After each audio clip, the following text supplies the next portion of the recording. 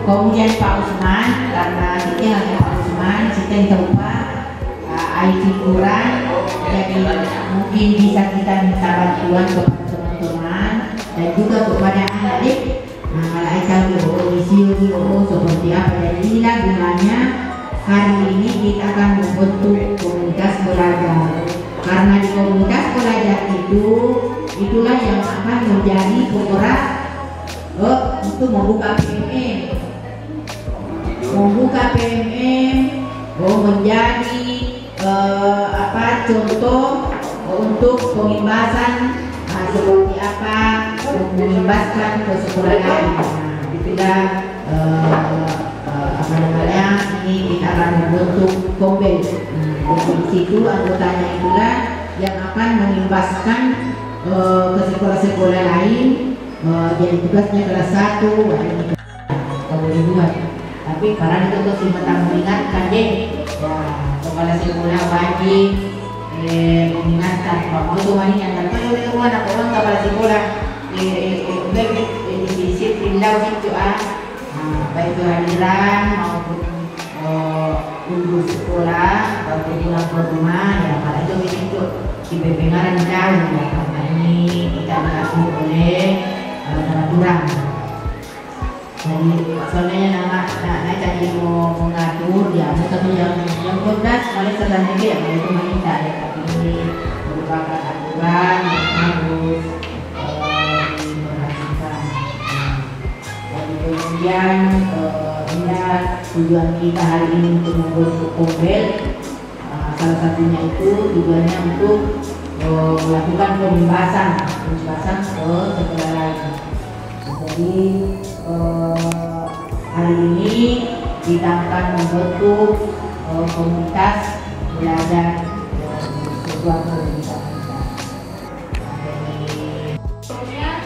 Silau ya. Silau ya.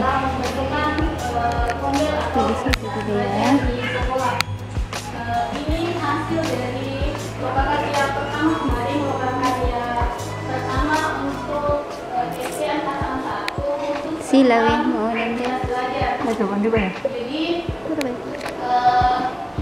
untuk pembentukan komunitas belajar ini bisa kita buat per kelas atas, kemudian kelas bawah itu diserahkan ke kesepakatan di sekolah kita. Misalnya kalau di sini, misalnya di sekolah kita ada itu pun bisa dibuat komunitas khusus kelas 1, komunitas khusus kelas 2 dan seterusnya. Tapi kalau saya lihat di sekolah kita hanya ada beberapa, satu rombel saja atau 2 rombel setiap angkatan, setiap tingkatan. Jadi kalau saya mungkin sarannya komunitas belajar kita itu dibuat komunitas belajar kelas atas dan komunitas belajar kelas bawah. Kemudian di komunitas belajar ini kemudian ada yang akan bertugas sebagai penggerak atau motor dari komunitas tersebut. Jadi si penggerak nanti ini atau motor dari ketua komunitas ini, kita istilahnya bukan ketua ya, kalau istilahnya di kombel itu penggerak. Jadi dia akan mengkoordinir komunitasnya misalnya di kelas bawah untuk mengatur jadwalnya, kemudian tempat pelaksanaannya. Kemudian pelaksanaan komunitas belajar ini bisa dilaksanakan di mana saja kalau sesuai yang disampaikan. Mudah-mudahan saya tidak salah ingat, bisa nanti ditambahkan sama Pak Kusnan karena hari ini juga ada sama Ibu Kepala Sekolah. Komunitas belajar ini bisa dilaksanakan di luar sekolah kita atau bisa dimanapun sesuai dengan kesepakatan di komunitas kita, Bapak Ibu. Jadi kalau misalnya mau diadakan di tempat makan misalnya, mau dimanapun, terserah dari Bapak Ibu. Kemudian apa lagi ya? Yang dibahas di kombel itu adalah pada intinya tentang bagaimana masalah-masalah yang kita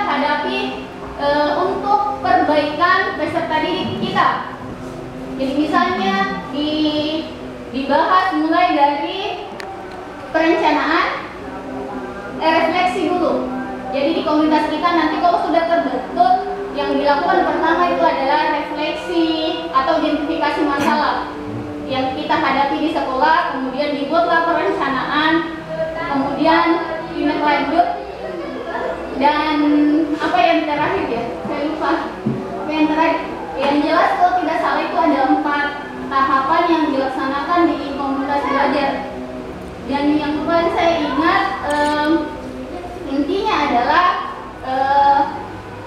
kita menuangkan apa-apa yang terjadi di kelas, kemudian mencari solusi bersama demi perbaikan kondisi belajar di kelas kita. Itu intinya yang dibahas di komunitas belajar itu. Sehingga kemarin ada pertanyaan, apakah tidak sebaiknya itu kenapa selalu yang dibahas di Kombel itu adalah siswanya? Tidak bisakah untuk gurunya juga, misalnya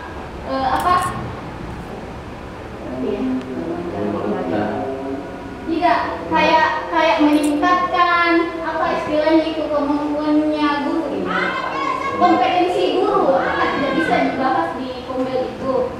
Sebenarnya bisa, karena intinya kalau misalnya di komunitas itu kemudian kita buat pelatihan peningkatan kompetensi guru, ujung-ujungnya kan kalau misalnya kompetensinya guru ditingkatkan, otomatis dia pasti berimbas ke anak didik kita. Jadi itu boleh di komunitas belajar. Jadi tidak hanya melulu yang dibahas di situ adalah peserta didik saja yang dibahas di komunitas belajar. Saya kira hanya seperti itu Bu yang disampaikan. Jadi nanti kita bentuk komunitas kelas atas dan komunitas kelas bawah, atau mau dibuat pembentukannya itu terserah sebenarnya sama kondisi sekolah. Kalau misalnya beberapa tingkatan mau digabung ini satu komunitas juga boleh.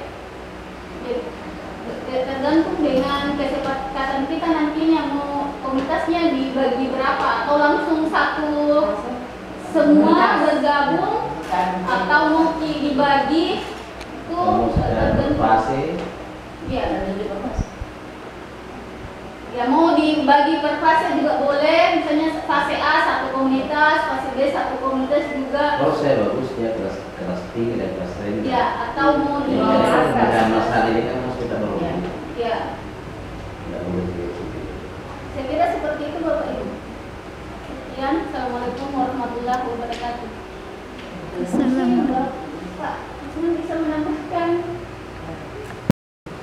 Assalamualaikum warahmatullahi wabarakatuh. Yang saya hormati Ibu dan para dewan guru SD 28 Bawang, untuk mempersingkat waktu, saya langsung saja bahwa kalau kita berbicara masalah konten atau komunitas belajar, menurut pemahaman saya pada saat kita berkarya di sekolah, di mana di pesantren itu, mungkin barangkali pemahaman saya dan dengan ibu sahabat ini dan lain dengan ibu kepala sekolah, tapi inilah satu tempatnya kita sharing untuk mendapatkan solusi yang terbaik dari itu. Yang saya pahami bahwa dari sekian banyak komunitas yang saya ikuti, ini komunitas belajar yang paling berat. Kenapa? Di sana itu kita akan melibatkan orang tua siswa. Inti daripada komunitas belajar ini ada 3 indikator yang berperan penting di dalamnya. Yang pertama adalah sumber masalah, karena kita ini seperti dokter mencari penyakit. Ketika penyakitnya ditahu, maka kita mencarikan obat.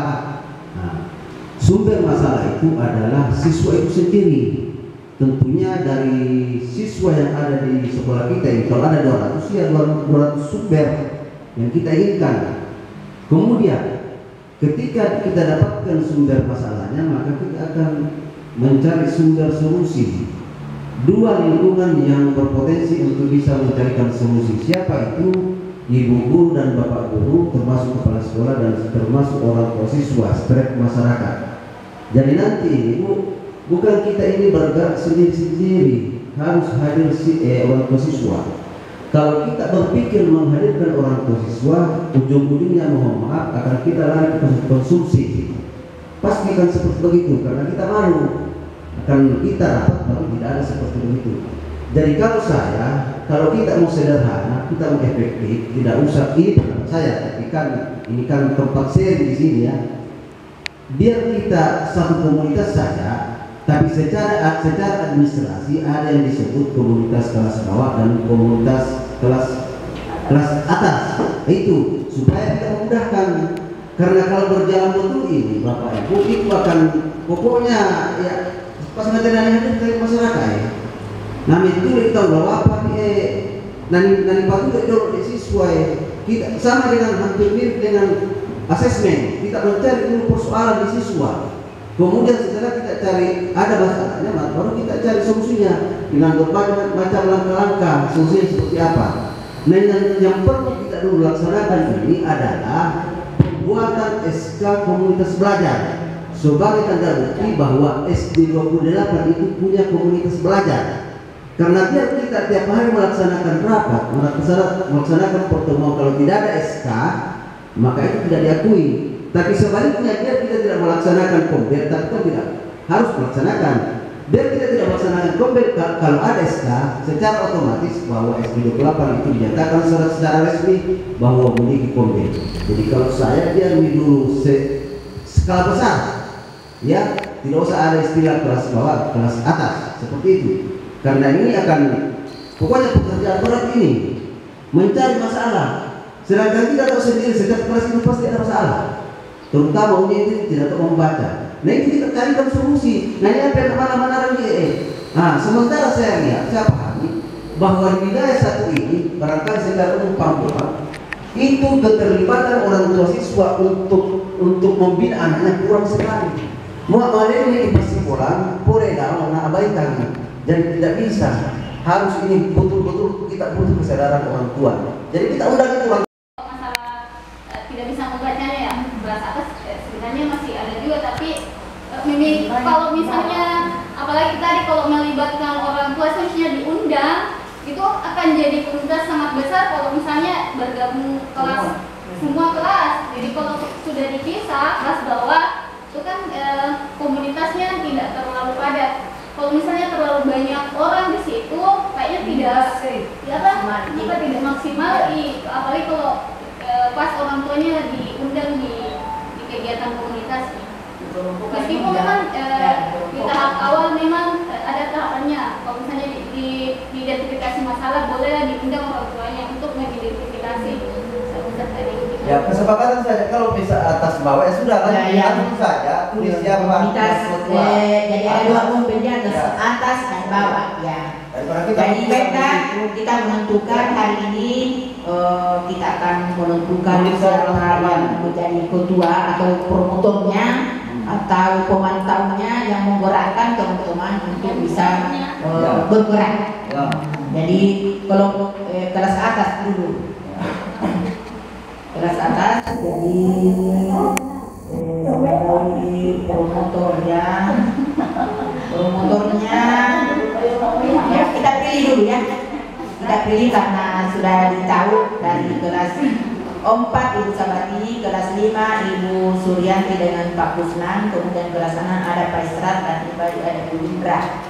Jadi siapa yang bisa kita angkat sebagai promotor?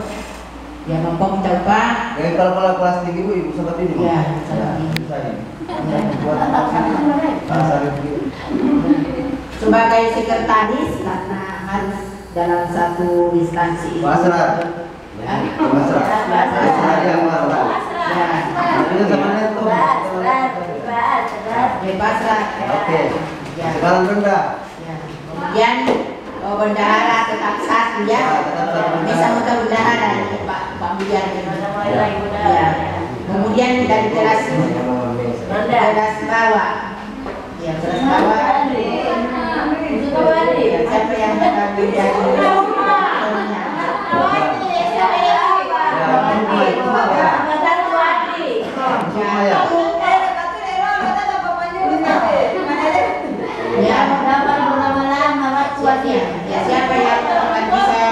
menjadi ketuanya, katakanlah seperti itu. Yang bertanggung jawab dalam komunitas ini. Bu Sukma ya. Bu Andre ya. Bu Andre.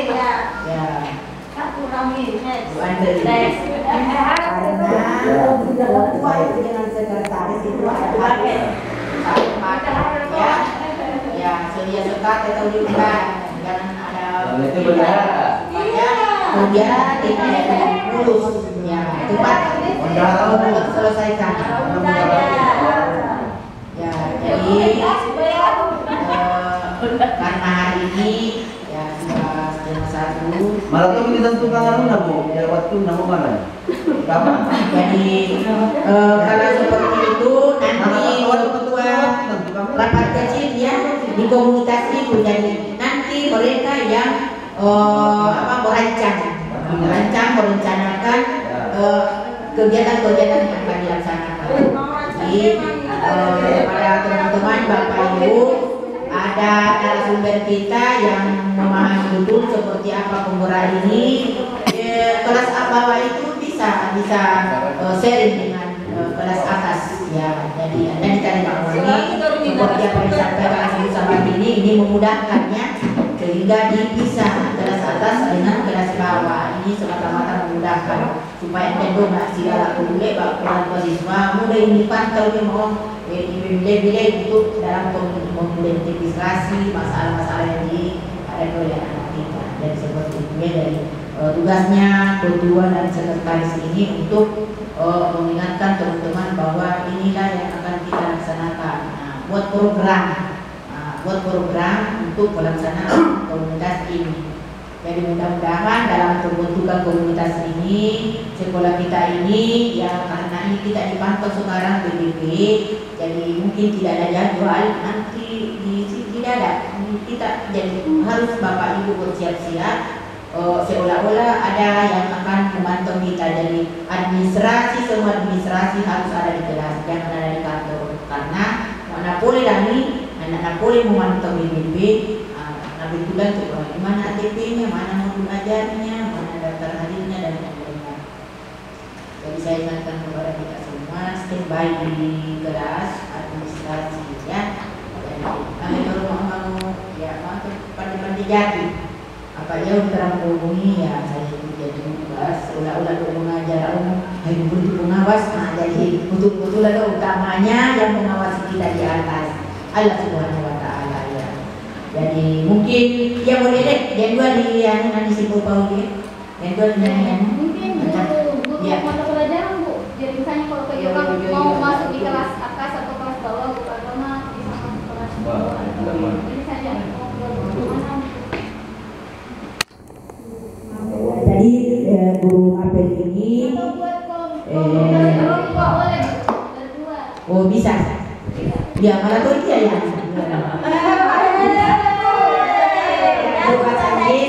kemudian alhamdulillah kepada teman-teman juga ini perlu juga saya sampaikan alhamdulillah terima kasih banyak mengingatkan saya untuk menyampaikan kepada kita semua pada pejulit Purana Sapaisani utamanya Pak Usman boleh kita sekolah dan langsung kita tahu di kelasnya. Terima kasih Pak Usman.